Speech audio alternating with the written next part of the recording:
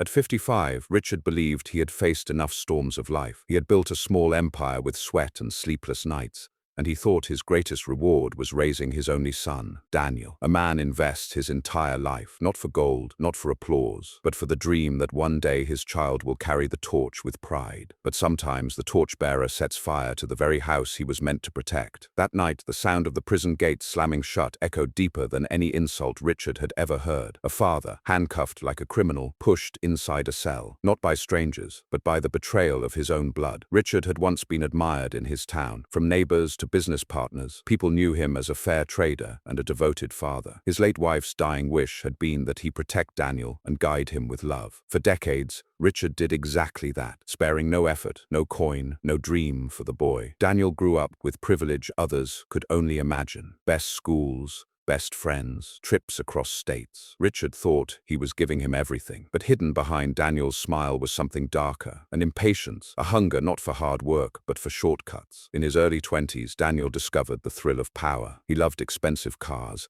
late-night parties, and the kind of respect money could buy in a single evening. When Richard tried to discipline him, to remind him that a family's honor is built on honesty, Daniel would nod politely, but inside, resentment kept building. The turning point came when Richard decided to limit Daniel's access to the company's accounts. It wasn't punishment, it was protection. He saw signs that Daniel was gambling money, mixing with people who thrived on deceit. Richard's words were stern. "This business is your inheritance, son. Don't treat it like a slot machine." But for Daniel, it was humiliation. He told himself his father didn't trust him, didn't respect him. That seed of bitterness grew into something poisonous. Late one night, as the rain lashed against the windows of his penthouse, Daniel sat with two men whose lives had always circled around the courtroom. Lawyers who knew how to twist truth until it looked like fact. He slid a thick envelope across the table and whispered the plan that would shock everyone. Frame his own father for fraud. The morning Richard was arrested, he was preparing to visit an orphanage he funded every month. Police cars pulled up, flashing red and blue lights against his modest home. Neighbors gathered as officers stormed in, waving papers and shouting accusations. Daniel stood in the corner, silent, pretending to be shocked, while deep inside, he felt a strange satisfaction. "Mr. Richard Thompson, you're under arrest for embezzlement and corporate fraud." The words sliced through him. He wanted to laugh at the absurdity, but the cold steel around his wrists reminded him this was no nightmare. This was real. Inside the courtroom, the betrayal deepened. Evidence was presented. Bank transfers, forged signatures, contracts altered to point fingers at Richard. Every eye turned to him with judgment. And then came the ultimate blow, Daniel himself stepping into the witness box. "My father,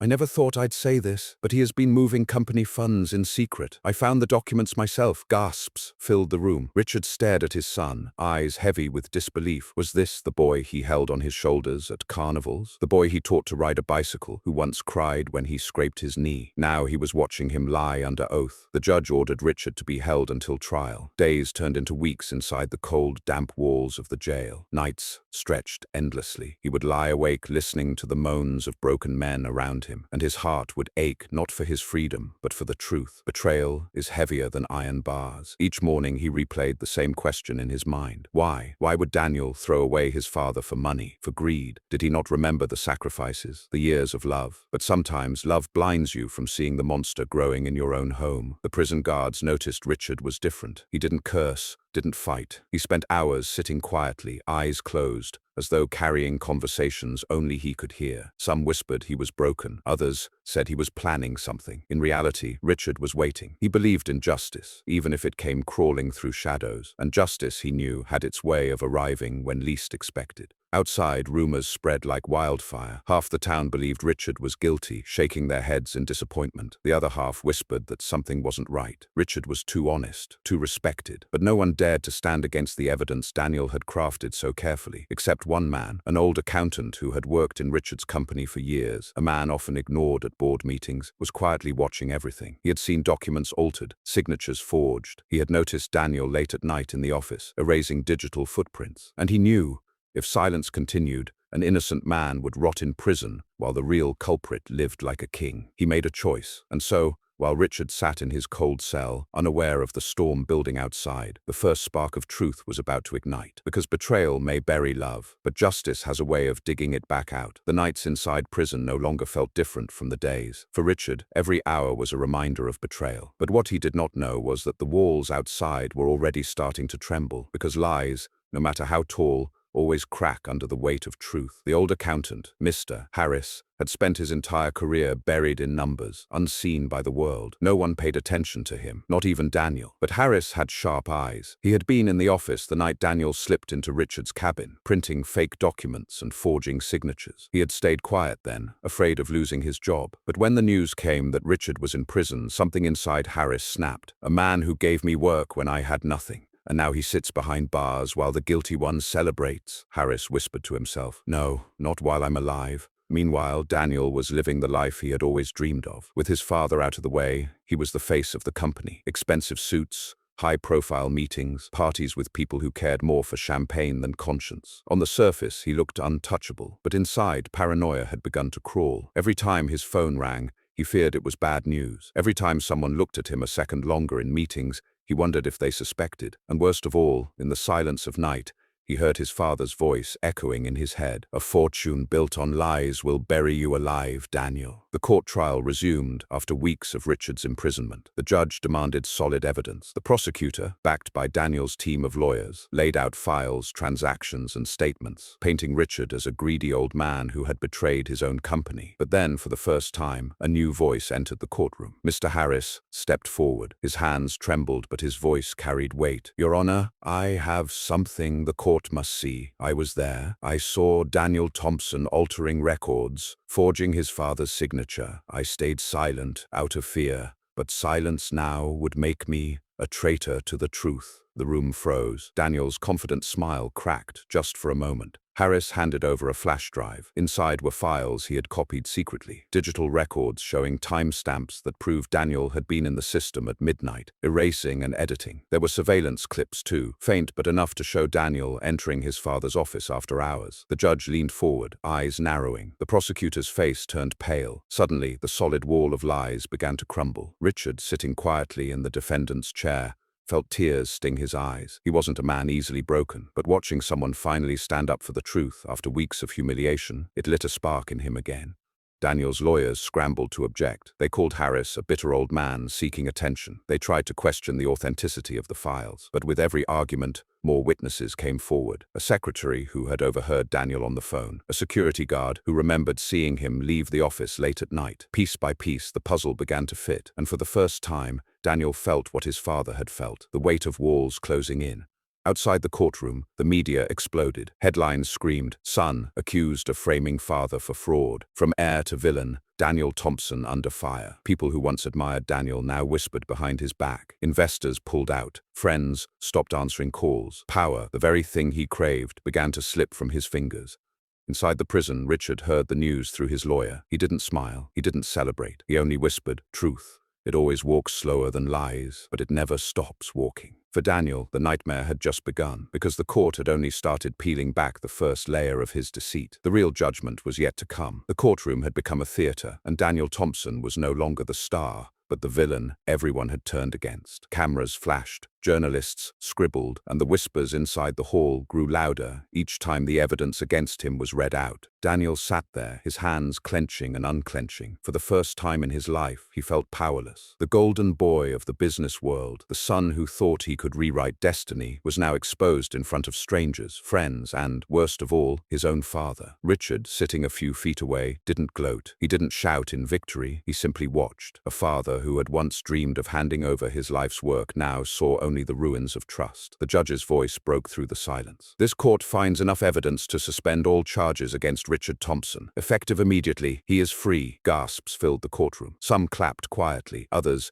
leaned forward to see Daniel's reaction. Richard closed his eyes, inhaled deeply, and let out the breath he had been holding for months. Justice had knocked once again on his door, but it wasn't over. However, the judge continued, his gaze shifting toward Daniel. "This court hereby charges Daniel Thompson with perjury, fraud, and malicious prosecution. Bail will be considered, but the evidence suggests deliberate framing of his father." The words cut deeper than any knife. Daniel's face turned pale. He tried to speak, but the judge's gavel struck, and officers moved closer to him.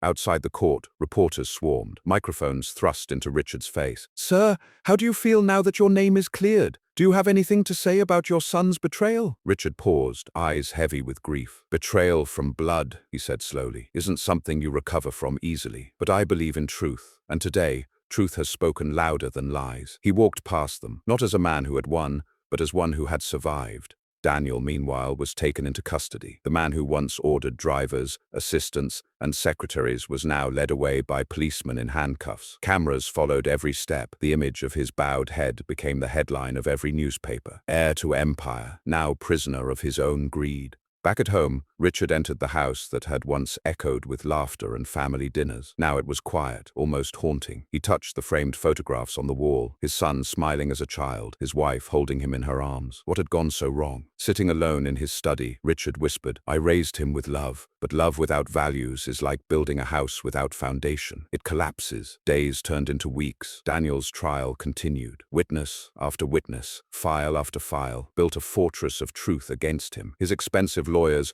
could no longer shield him. The world that once adored him now spat his name like poison. Inside his cell, Daniel realized that power was nothing but sand slipping through his fingers. No parties, no applause, no money could save him. He had lost the only man who ever truly cared for him. Richard, though freed, carried a wound deeper than prison walls. He had his company back, his name restored, but he had lost his son in the process. At a press conference, he addressed the public. Business can be rebuilt, wealth can be regained, but the bond between father and son, once broken, cannot be purchased back with all the gold in the world. His voice trembled, but his eyes remained firm. And so, Daniel's downfall became a lesson that echoed far beyond the courtroom. A son's greed had led him to betray his father, but justice had caught up with him, slow yet certain. The revenge was not Richard's doing. It was the truth itself that delivered the final blow. The final day of the trial had arrived. The courtroom was packed. Journalists, businessmen, and curious citizens filled every corner. All eyes were on Daniel Thompson, once the proud heir, now the disgraced son, waiting to hear his fate. Richard entered quietly, his steps steady. He wasn't there for revenge anymore. He was there for closure. The judge's voice carried through the silence. After careful review of all evidence and testimonies, this court sentences Daniel Thompson to 10 years in state prison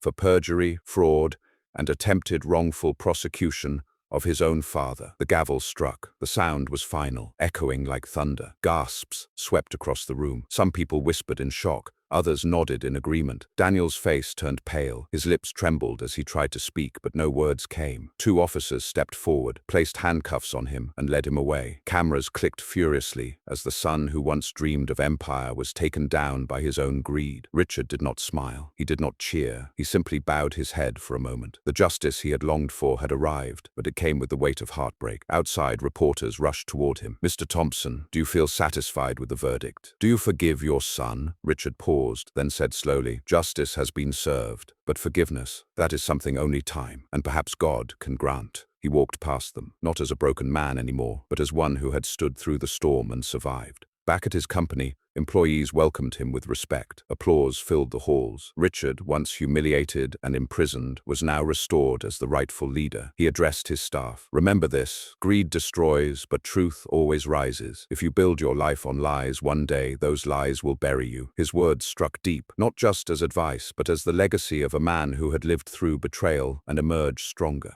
So at home, Richard sat in his study once more. The photographs of happier times still hung on the walls. He reached out, touching the smiling face of his son in a childhood picture. A tear rolled down his cheek. "I wish things had been different," he whispered, but he knew some wounds would never heal. For the world, Richard became a symbol of endurance. His story was told in newspapers, podcasts, and social gatherings, a tale of betrayal, resilience, and justice. But for him, it was simply life, painful, raw, and yet redeemed. And as the narrator's voice fades, the lesson remains clear. No matter how strong betrayal feels, no matter how heavy injustice becomes, truth has its own power. It may take time, but when it arrives, it breaks every chain. And to all of you listening, if this story touched your heart, don't forget to like this video, subscribe to the channel, and share it with others. Because sometimes, stories like this remind us of the strength hidden within justice and the danger hidden within greed.